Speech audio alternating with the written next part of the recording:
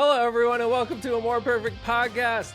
I know all of you might be surprised to see another episode so quickly, but you know what? When my friend Theory says yes to being able to do a recording, I will record it anytime. Hello, friend. Hi. How are you? Welcome back. Today, this episode, we are going to talk about the future. I always say that the future is unknown, but there are things that we can do in terms of. I think it's important that we look at what we can do moving forward to at least potentially point us in the right direction. And if you happen to follow Theory on places like her Bluesky, she talks a lot about plans and concepts of plans and all of those things about where we as progressives or just Americans should be putting our time and effort into. And I thought it would be great if we started talking about that here. We'll also talk about some of the crazy things that are going on in the world right now, because it's only been 3.5 weeks. It's the longest 3.5 weeks of my life, I think. I will admit, and we might talk about this for a second, I didn't think in 3.5 weeks I would actually agree with something Donald Trump said. And we'll talk about that a little bit later. This. But if you want to find out how I agreed with Donald Trump, you have to listen to the end. So we're going to start with strategy. So obviously there's a lot of people with a lot of different ideas about how we move forward from here. Whether you're Bernie or AOC or Schumer or Jeffries or a bunch of other ones, and they're all saying different things. And I want to point this out. Theory and I will say what we think. Mm-hmm. That doesn't mean we're right. Mm-hmm. Exactly. All of these politicians are saying what they think. That doesn't mean they're right or wrong. None of us are guaranteed right or wrong. We are using we all have different perspectives, and we're putting it here and we're talking about. The goal of all this is to talk about it and in the end, do our best with what information we have. Growing up, there's a statement that I think it was my dad that used to say it. Maybe it wasn't him. It was someone else, but it said, a plan is only good until first contact. Like if we're talking about in like war. So like you can put a plan together, but until you actually are there and interacting with it, it's just a plan. It's just a plan. So we're talking about things that we think we should do. In the end, what we're probably going to have to do is try a bunch of stuff and see what works. So this is the plan. This is what we're gonna. This is at least where we want to start the conversation today. This is a good segue into like what I think about strategies for resistance or for moving forward or for the future. Or anyway, like voting, for example, is a tool. Voting is a tool in our toolbox for making the world that we want to see. A really strong, important tool, I might add. Yes, a very important tool, especially. That 90 million people did not use in this last election. Yes, but voting is not the only tool. Sure. Correct. 100%. And I think that's what gets caught up in progressive cycles a lot, is leveraging the vote as the only tool that we have to send a message. I think it's the only one that is talked about a lot. I talk about it a lot. And I think I talk about it a lot because I think it's the easiest, the least controversial way, and it's one that I feel that is the lowest commitment. Is the lowest committed, lowest used percentage-wise. The lowest barrier to entry, the easiest for the populace to understand. It encourages people to be more engaged in politics in general, which means that they start thinking about these things more. And I would also argue, because of that lack, it's a main reason that we got to where we got in the first place now. Yeah. Like either not voting, not paying attention when you voted, all the different things that come voting third party with voting. Which is what I was saying. Yeah. So continue.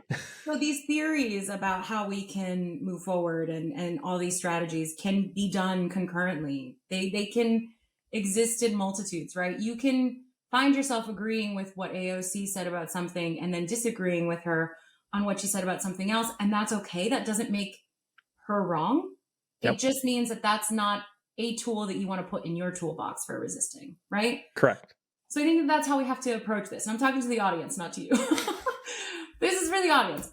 So when you start, because I think we're not the first to start doing this type of chat, and we're not going to be the last. I think a lot of people are going to start talking about AOC's been doing it a lot. Yeah. And if you don't listen to her, definitely check out AOC. PS AOC, if you ever happen to hear this, I would love to have you on and talk. It's not going to happen, but it would be a fellow Puerto Rican. We can chat. There I will wear my red lipstick in her honor. There you go. I will knit with her. There you go. Yeah, she's been into knitting. I want to point out one thing she did say in a most recent video when she was talking about knitting. She was actually doing a live, I guess, while knitting. Mm-hmm. She was talking about the whole, mental health side of things. And she said, turn off your notifications, put down your phone. Mm-hmm. We all need to do that. I do my research and my talking on the first half of the day. In the second half of the day, I put my phone down and I admire your use it as little as humanly possible. Like I keep obviously text alerts and things like that. So if I have to, but in terms of news, I avoid it. Unfortunately, what that usually does is make me really angry in the morning the next day, because then I see everything that happened while I wasn't paying attention and I want to cry. But that being said. But that's protecting some peace in your life for yourself. I think that's important. So that's a theory for how we move forward, is limiting yourself to, there's several ways that you can limit what's going on. You can have specific things that you find most important for your political activism to pay attention to. Maybe you have kids, and so you're paying more attention to what's happening with the Department of Education, or what's happening with vaccines and children, or the Child Tax Credit Act, whatever. That can be your framework for what you get very heated about. Yep. And then you can let other people in your community get heated about the things that matter most to them. That way you're not constantly being reactive to what's happening. And that is a good overarching statement to make to people. Everyone doesn't have to be angry about everything. Yeah. So when you interact with marginally angry about it, but you don't have to be. It doesn't have to be your main focus. Angry. Yeah. I mean, I can't count how many times people come up to me and say that I should be super upset about blah blah blah, and I'm like, I'm upset about it. I'm upset about it. But I don't have enough time in my day, and I don't have enough mental capacity up here to be as upset as you are about that, and the things that I am already also super upset about. And what I've decided is something important to me. Yeah. For me, a lot of my channel is about trying to increase communication and get engagement by people in terms of what's going, just politics in general, because we are just really bad at knowing as a society what's in it. And that's where I spend a majority of my mental, power. I think that's why you and I get along so well. I spend most of my time watching the rhetoric around what's happening in politics. And that's what engages me and my brain. So I am more curious about, how is the electorate feeling about the politics that are happening? How are they talking about it? How are we not talking about it? Yep. And I think that's what makes our community, your community so strong. Yeah. Is that everyone sort of picks, not that I'm trying to advertise your community, but everyone. You are welcome to advertise my community all that you want. Everyone sort of picks like their avenue or the lens through which they're seeing everything that's happening. Mm-hmm. And that encourages better conversation. It also makes us more receptive to each other. We learn from each other. We engage in really thoughtful, sometimes heated conversation, but still. Which is okay. Yeah. Which is okay. I think that's another thing that we need to get better at. We need to understand, just because someone is you have to expect something that means something to people to cause them to raise their voice, be emotional, be excited, be whatever. That doesn't mean it's an argument. That doesn't mean they don't doesn't mean it's a fight. People in general do not know how to have a conversation. Even smart people, I've gotten heated about things with people that I know are smart. They pay attention to what's going on in the world. And the second I start raising my voice, they go, whoa, whoa, whoa, why are you yelling? And I'm like, because it's important to me. I talk about things loudly that are important to me. I understand that, like, just like I would expect you to do the same.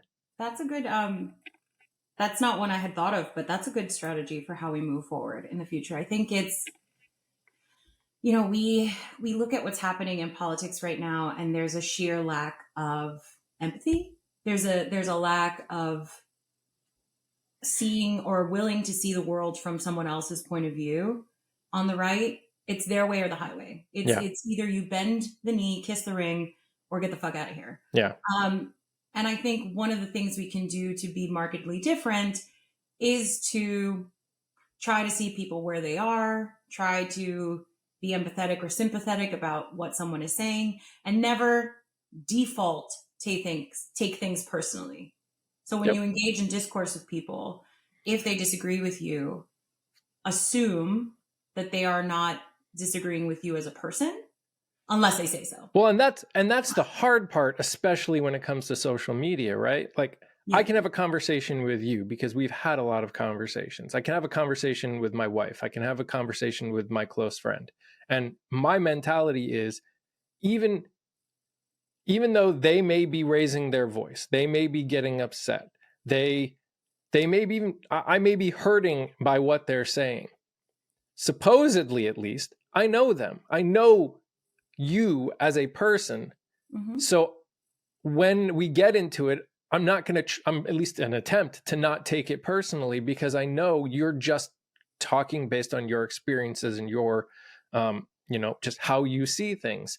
And I have to understand that I don't see them I may not see them the same way, and that's not a bad thing. I think that's where social media has made things harder. I talk to people, hundreds of people in chat, and they make one line and we think we know everything about what they meant. And sometimes they are absolutely blatant. We know exactly what kind of a person they are. But usually we don't know. Even the ones that are blatant, we don't know what got them to that point. And I think that's a very difficult thing about conversations. Yeah. I think you bring up something that it's funny how we see the world differently too. So from my point of view, being loud or being passionate about things is normal because I didn't grow up in a white, quiet home. When I'm married to a white guy. Spoiler. Married to a white guy whose family is very not okay talking about their feelings, not okay being vocal about anything. Everything is copacetic all the time. And that's not how I grew up, right? So there's a narrative culturally that we have that getting loud or being passionate about something is aggressive, and it doesn't always have to be that way. Yep. So maybe we can take some of that when we engage in conversations between progressives. I'm only talking about one progressive person talking to another progressive person. And leftists, that means talking to liberals. That means when you talk to liberals. And this jumps to my quick statement of, we all need to decide what the non-negotiable, that upper level thing that we all can agree on. We may not agree with how we deal with things like climate change. We may not agree with how we deal with the economy. We may not agree with how we deal with a lot of things. The point of having those non-negotiables, that upper level area that we can agree on, is those are the things that it doesn't matter what we think about the economy. We should be able to agree on those. And if we do, then we can have conversations, have real conversations, because there are different ways that you can deal with the economy. There are different ways that you can deal with climate change. There are different ways that you can deal with foreign policy. And while some of them tend to hurt different people differently or interact with different people differently, you can still say from an upper level that there's nothing inherently bad about the fact that people think that things should look differently. Right. Maybe I think that's a core strategy right there, not a concept of a strategy. I think that is, we should, as a progressive electorate, come up with some set of non-negotiables. We should have someone write a white paper. This is a real logical strategy point. Yeah. Someone can write a white paper that says, as progressives, these are our non-negotiables. If you consider yourself a progressive and you disagree with any of these, we can engage in discourse. The question is, can we come to an agreement on that? Can we come to an agreement on the non-negotiables? Because this, I mean, when you think about it, this is where the problems, even between conservatives and progressives. I'm talking like all humans deserve human rights regardless of their, So here's the thing: color and sex and sexual preference. I know you, and I know that we agree on that statement. Yeah. But I also know that there are people out there that hear you say that and they hear it differently. And this is where it gets hard. It would be written. Nobody would have to hear me say anything. But again, you can read something differently. That's why we've got 20,000 different versions of the Bible, is because no one can read something the same freaking way. Part of organization. This is why organizing is so hard. But can you organize? So hard. I guess this comes to the question: let's just say, let's broadly say that at least half of the people in this country at least lean progressive in some way, shape, or form, whether they voted or not. Do we really think that 150 million people in this country 150,000 either, but can actually agree on the most important, on that's something like what you said is the most important, and ignore the other stuff that matters to them? No, I'm not suggesting ignore the other stuff. What I'm saying is these are entry-level non-negotiables. I say ignore in the sense of, so when we talk about voting, when I talk about voting, I always say the primaries are where you care about stuff down here. Mm-hmm. The general election is where you say, this is the most important thing that matters.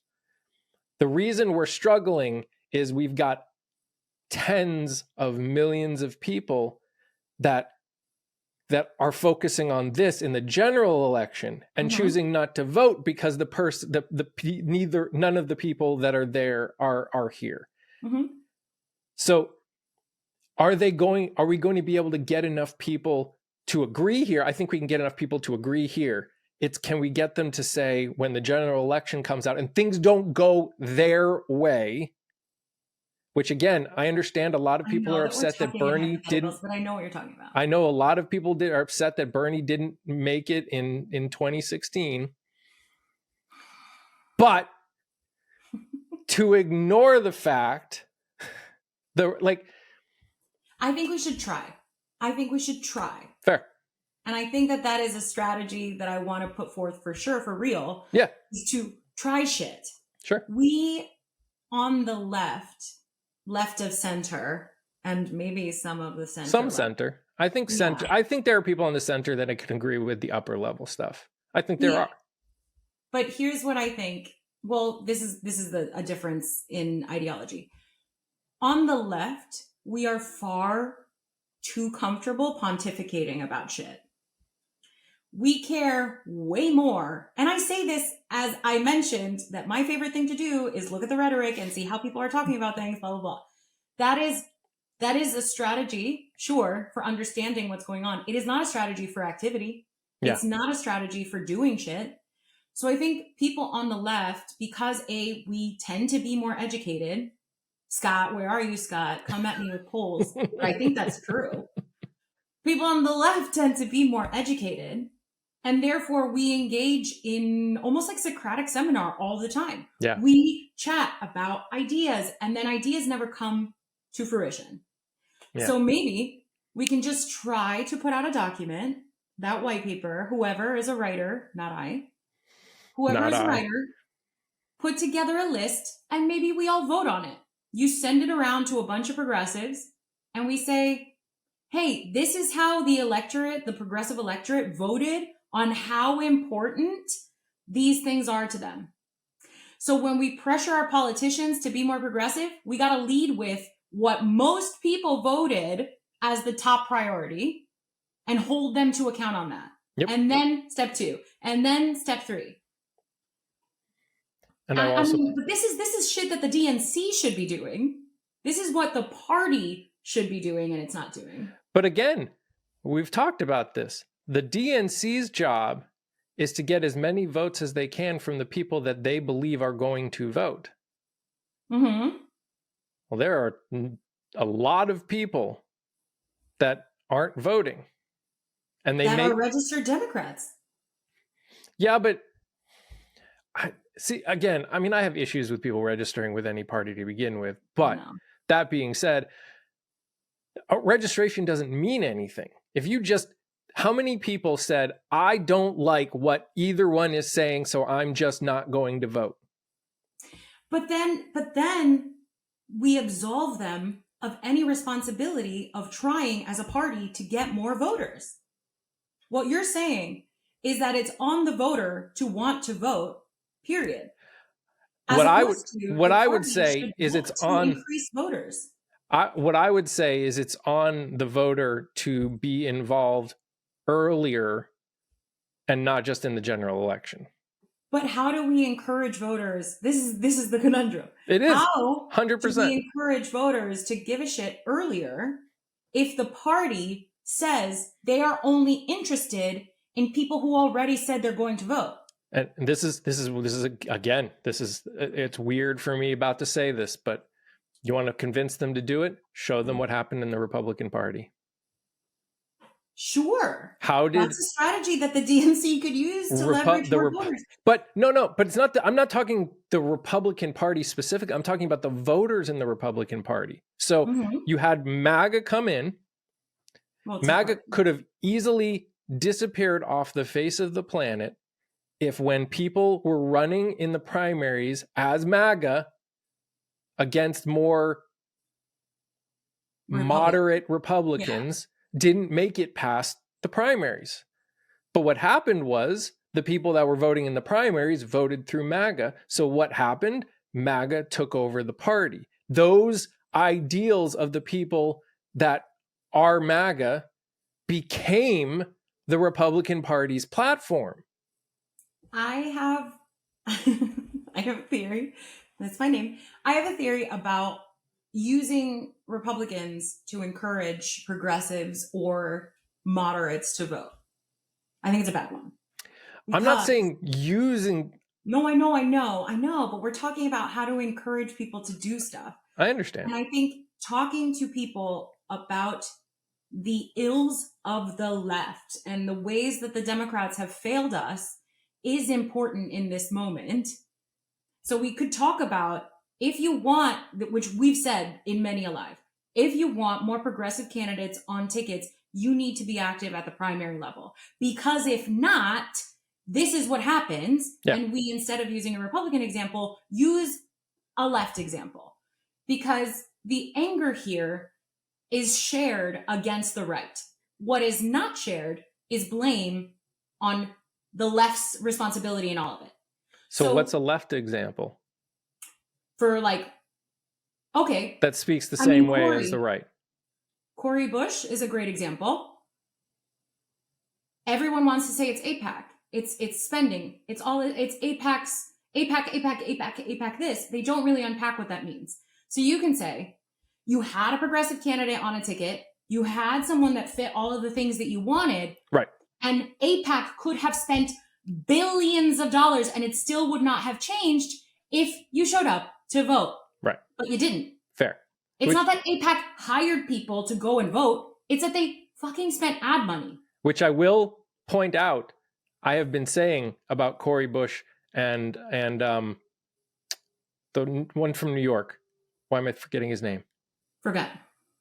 In out. Someone in a comment will probably point it out. But there were two there were two of the four, because there were the four congressmen and women that spoke out against AIPAC, and AIPAC threw tons and tons of money in all of their races, and two of them got voted out.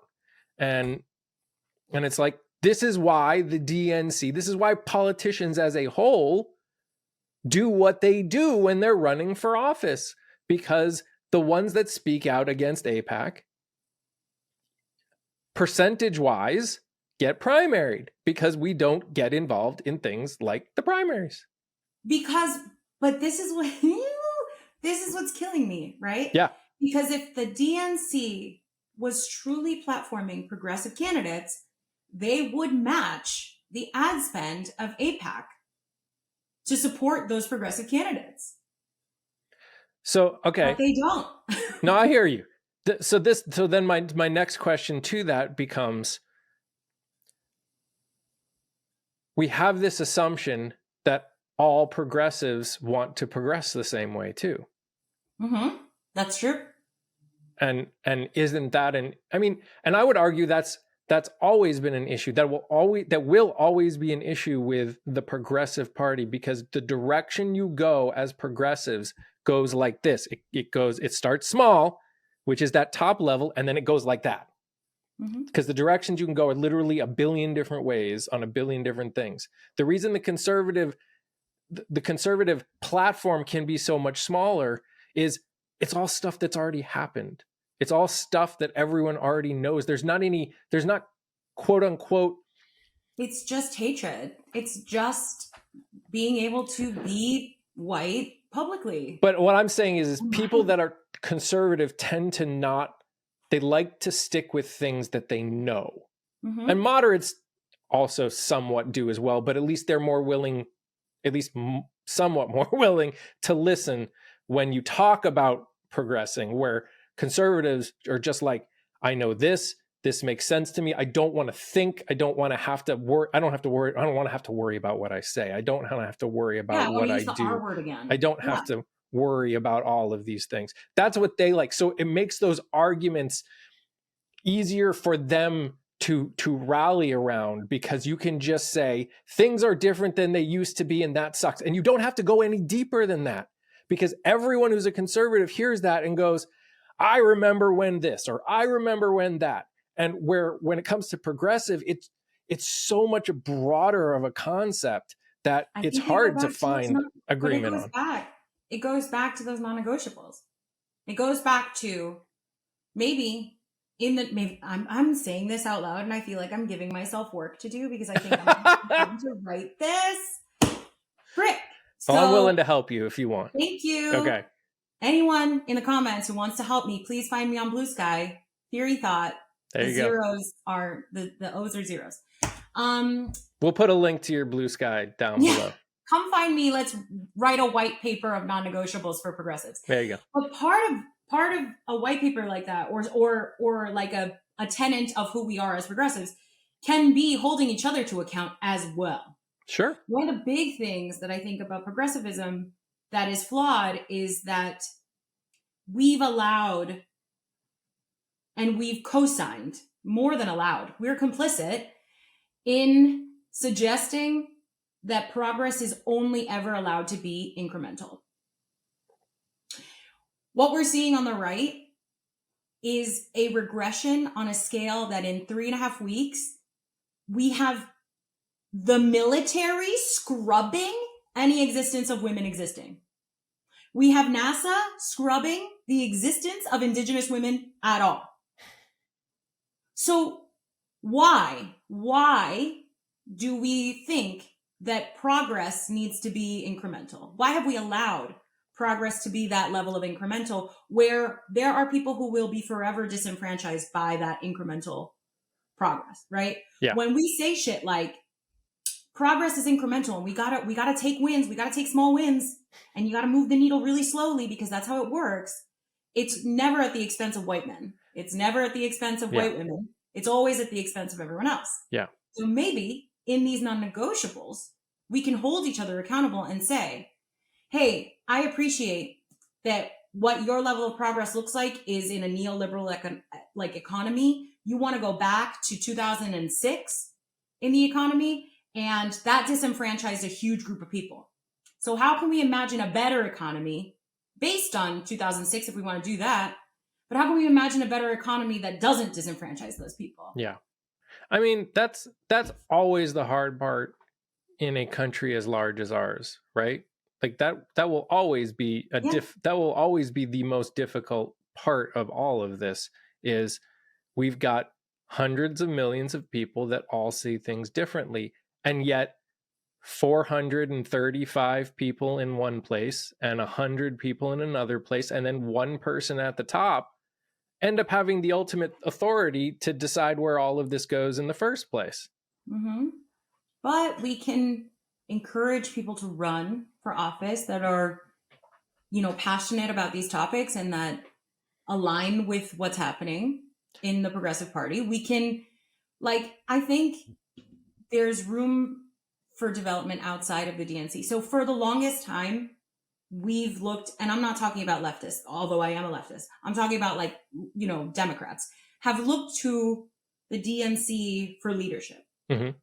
They take their notes for what to do, locally based on the central party. Mm-hmm. What we're seeing is that the central party has absolved itself of any responsibility outside of, we are just going to encourage voters that are already saying that they're going to vote, who are already part of our lead funnel. Yeah. And that's it. And we have no responsibility to anyone else. But then the electorate feels the pressure and turns around to other people and says, why aren't you voting Democrat? When the party itself has said they have no interest in them. Yeah. So we have to lead outside of the DNC. Because I feel like we are in the biggest catch-22 of our entire existence. It will always be a catch-22 for people looking to make it more egalitarian for everyone. Because wealth concentration and power concentration is what we've been taught is like human nature. Yeah. So looking for dispersive power or looking for wealth that is dispersed amongst a larger group of people is always going to face an uphill battle, because we've all been taught that the only way to succeed is consolidation of power. Yeah. And it's just too many people and too many problems. I think that's more why I say it. I mean, I agree with you. I understand what you're saying exactly. I think that's more why I'm saying it, though, because again, we still come back to there are a ton of problems, and there's a lot of people that see different things as the important problems, quote unquote. Mm-hmm. And I think that's where the struggle will be, is getting everybody to agree with a general direction, not a specific direction. There are concessions. There are always going to be compromises and concessions that we have to make. But people don't want that. Yeah, well, shut up. I don't care.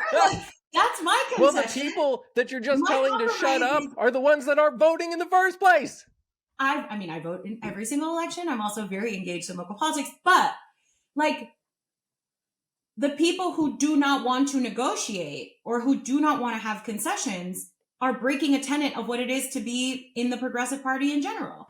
So you're technically not a progressive. If you want only to do what you want to do and you don't want to engage in anyone, good luck finding fucking community that agrees with you. That's fair. Because we're not going to do it.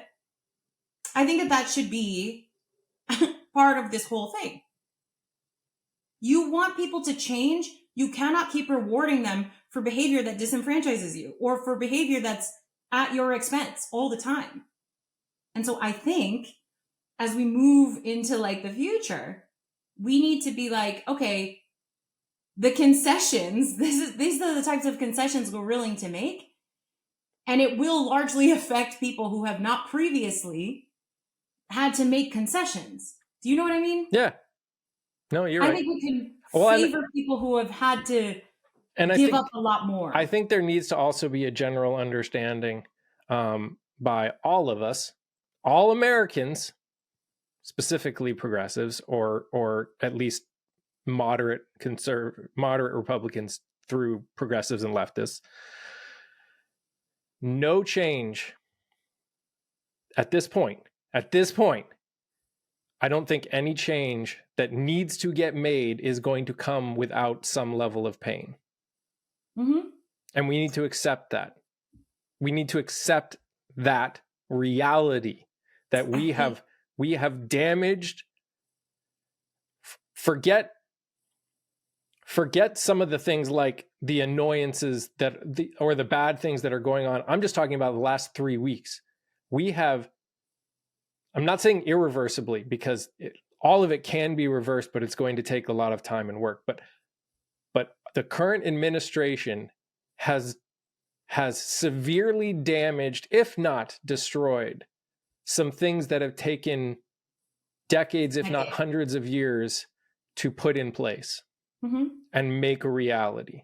And with literally a signing of a piece of paper, those things have gotten destroyed, and it won't be for the betterment of society in this country. I mean, I love you. My rebuttal to that is, if it only took that to dismantle it, and yet it took 100 years to put together, then the lie that we've been fed about progress having to be incremental is a lie. Because if we really wanted to be as progressive as we wanted to be, we could just sign a piece of paper. Yeah, well, yeah. I mean, obviously we could. I think the reason that I say it, and the reason that I think it, is because depending on which pieces you're talking about, other people are involved, other countries are involved, other things are involved. Like one of the things I'm thinking about is like our international relations. We have severely compromised our allyship with the EU, with Canada, with Mexico. I think we've eradicated it. Yeah. I'm being nice here, okay? Yeah. Well, Pete Hegseth today said like it's done. So yeah, I know. But I'm talking, that is one part of it. But the other part is local. The other part is here. Sure. And if it's as easy as one guy being so hell-bent on his vision that he was able to sign one piece of paper and change the lives of hundreds of millions of Americans. Well, I mean, it wasn't one person, but yeah. Right. Well, it was one person that they rallied behind. It was one person they rallied behind. Build coalition around this idea they had, or these ideas that he had, or that they had. So we need to look at them as an example of coalition building, because they did it. They did something. But also, if they could just go in with their idea, regardless of whether it was regressive or progressive, go in with their idea and change the whole country in one fell swoop in 3.5 weeks? And you want to tell me that it takes me 100 years to get white people to think that black people deserve the right to vote? What? White people are pretty stubborn. Yeah, I know. Yeah, duh. That should be the lead of the episode. White people are stubborn. Yeah, duh. That's the title of this. White people are stubborn. Duh. I know, which is what I'm saying. And again, you mentioned something earlier. I want to clarify here. I'm white. I'm talking about myself. Yeah. Okay. Yeah. I'm indigenous Puerto Rican, which means that I have some Spaniard blood in me, in addition to Afro-Caribbean blood. So have fun with that. But you said something earlier that struck a chord with me, which is that moving forward and making things better is always going to be painful. Like, there will be pain.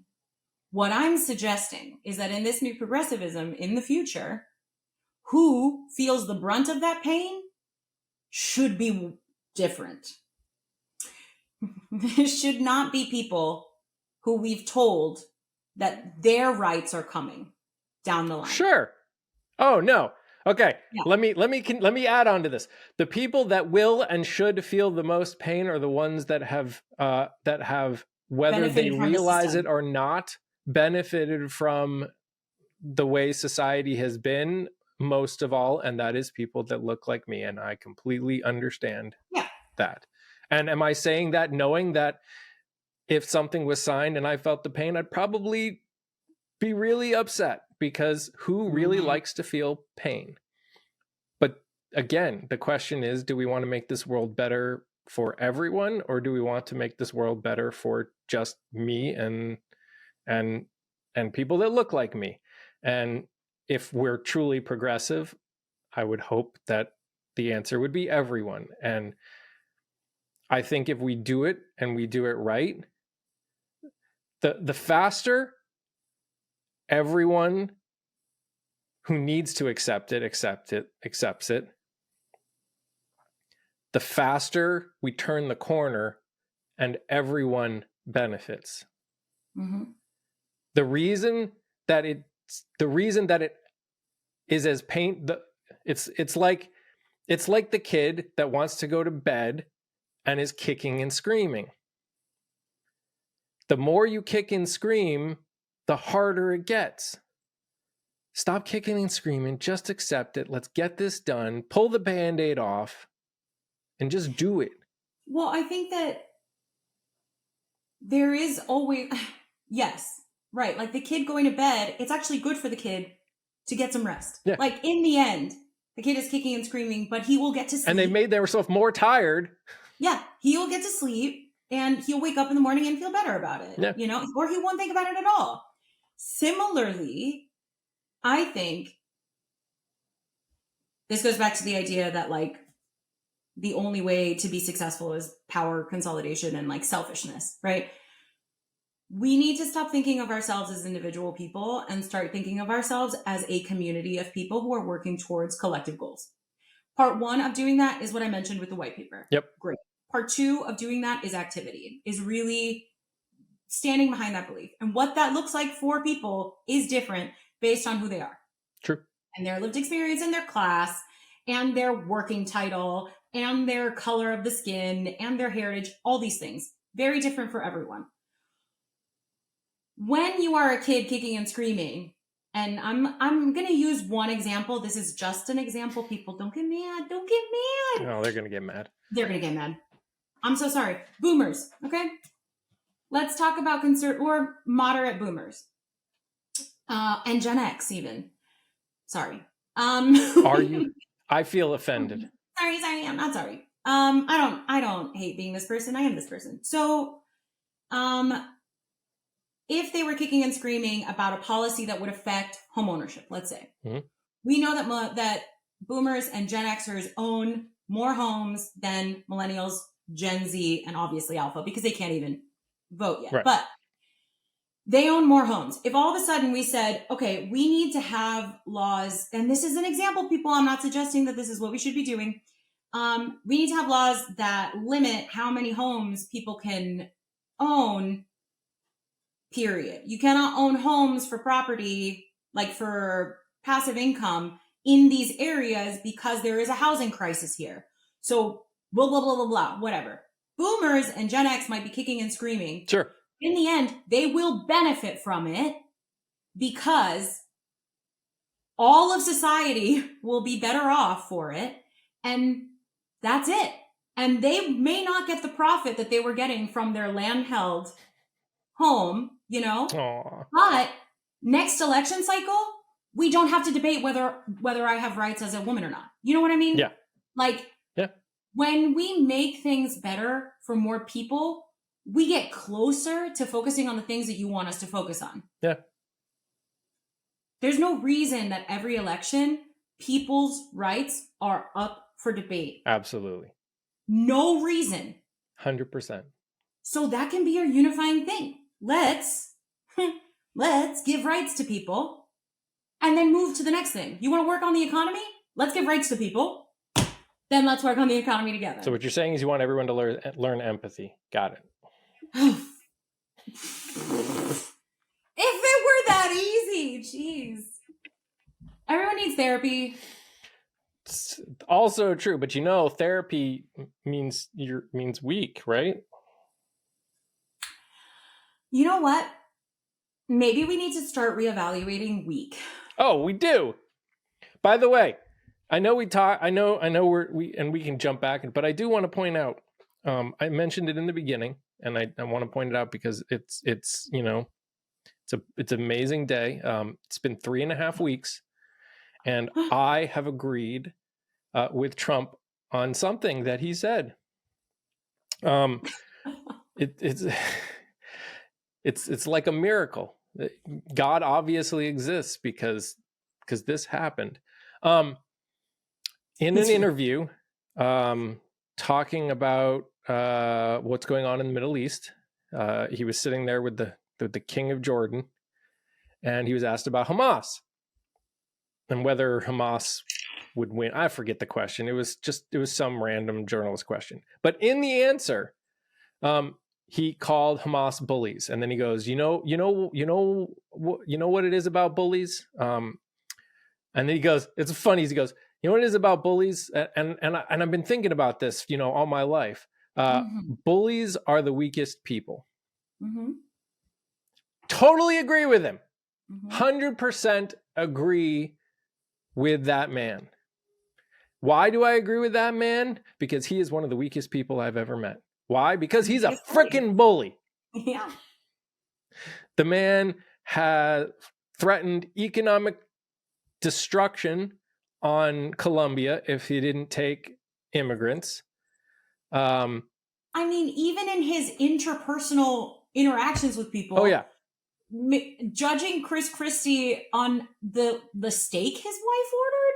Do you remember that? Like, he is a bully from the attacking Marco Rubio for drinking water on live TV, and all the level of pit names that he gives those people, like Little Marco and all that stuff. He is a bully from start to finish every day. Every single day, all of it is bullying. From the moment he started running for office all the way. I mean, he was way calling before. Women ugly. But just like, but it doesn't, but it doesn't matter, right? Like, his base. It doesn't matter at his base. Yeah. I was just saying. Everything they say is an admission at this point. And it's true. Him admitting that he's a weak man because he's a bully is just dementia. But it goes to your idea of even us redefining what weak is, because the funny thing is his base looks at what he's doing as strength, even though if they actually looked at it, they would realize that he's admitting that he is also weak, and a lot of his supporters are weak people. Mm-hmm. Yeah, they'll say he's giving truth to power. No, they'll say he's negotiating because they think this country is a business and not a society. We're not going into that. For those of you that are just listening, not watching, I just made a face. Yeah. Because, it's not supposed to be a business. It's not supposed to be a business, correct. It has become... Has it been run? It has become one. Yeah. The problem is we're treating it, the people in charge are treating it like a business, consciously ignoring the fact that there are people's actual lives, that society is involved in this. You can, when you make a deal in a business, it's literally just about making profit or whatever. Right, but there's still people at your business. Yes, but if you let those people go, they technically have the right and ability to find another job. If you, as a government business, completely shut down, it's not like the people can go and find another job. The country is done at that point. So it's a little bit different. I think the issue for me is that that's how we've been taught to think about everything. Everything is a business. Well, yeah, everything capitalism is a business. That's capitalism. And so now, which is why businesses are people. Thank you, right. Citizens United. Thank you, Citizens United. But before Citizens United, they could still lobby Congress. Yeah, but it wasn't as insane as it is now. Of course, but Clarence Thomas was receiving yachts and yacht trips before then, too. And let's be fair. The reason Citizens United came up is because companies were doing that, and people were like, hey, this shouldn't be happening. And Congress went, nah, it shouldn't be happening. It's fine. Yeah. So in that respect, this is a weird way of saying it. I don't blame people for doing things that they think will benefit them in a capitalist country. I do. It's the society we created. Mm-hmm. What I do blame them for, what I do blame our society for, is once someone's called, look, if I want... Unwillingly making decisions that are the best decisions for you personally, I cannot fault you for that. Right. Under capitalism. If you learn that your decision somehow impacts someone else disproportionately, correct, and you still choose to make that decision, correct, that's the judgment. Correct. And it's not necessarily a judgment, but it's like, then you're no longer on my side. But even then, look, I'm a big proponent of responsibility and accountability. It's like, if I choose to go on a protest or I choose to strike, do something, even that's illegal, by me doing it, I'm accepting the ramifications of that choice. Mm-hmm. I would not do it unless I was willing to accept the ramifications of that choice. The Mm-hmm. problem that I have with capitalism, with a lot of people in this society, is they don't agree to take the ramifications. They Mm-hmm. want to be able to do whatever they want and get away with it. And not just because they don't like it or they don't agree with the rule or the law or whatever to begin with. Look, a lot of people have done a lot of things that were against the law and it helped cause change. But the difference with a lot of people back then that did it is they understood what was going to happen to them when they did it. They accepted that they accepted the ramifications of their choice with the ultimate purpose of creating change. Mm-hmm. That is something we don't do now. Mm-hmm. When we, yes, it is supposed to be our First Amendment right to do things like protest. But it has been shown again and again and again, not just in this country, but in pretty much every country in the world, that if you're protesting against the government, that means there's something wrong with the government, and the government is not going to be okay with you doing it. Mm-hmm. So don't whine and complain when the government does exactly what you know they were going to do, which is be unhappy about it, complain about you, and try and make it so you can't do it anymore. Accept it, call it out, and then protest anyway. And protest anyways, but stand up for what you did and why you did it and be vocal about that. But don't sit here and go and act like it's a surprise when a reaction happens that you know is going to happen. Take responsibility for your choices. I think that's what's happening right now in leftist and liberal spaces, especially, and I use those terms specifically. So leftists who use liberal as a pejorative and liberals who use leftist as a pejorative don't have a bone of accountability. Yeah. So leftists blame liberals for rubber stamping a genocide, is what they've said, right? They didn't vote, well, these specific leftists didn't vote for Kamala because they were not okay morally voting for someone who supported a genocide by giving money to a genocidal power. Yeah. Then the liberals say to the leftists, you guys didn't vote. You guys are to blame. You have no foot to stand on. You rubber stamped a resort in Gaza and all the things that are happening in America right now. Mm-hmm. And what I don't hear from either party is, yeah, we fucked up. Yeah. Yeah, you know what? That strategy for not voting for Kamala meant that things are speeding up now. And that sucks. So where do we go from here? And that's what I told so many people when we were getting close to election day and people were talking about how they weren't going to vote for Kamala. And this is why I said, look, you are an American citizen. And as an American citizen, you have every right to vote for whoever you want for whatever reason you want. But don't just accept the ramifications of your choice. You played a game. The people that didn't vote for Kamala because of Gaza, they played a game. Send a message. Their goal was, we are going to not do this to try and get concessions from Kamala Harris and the DNC. They failed. And it didn't work. And that's okay. And then on the other side, liberals can say, anytime a leftist comes to them and says, you rubber stamped a genocide, you can say, I don't see it that way, but I appreciate that you do. So I'm sorry.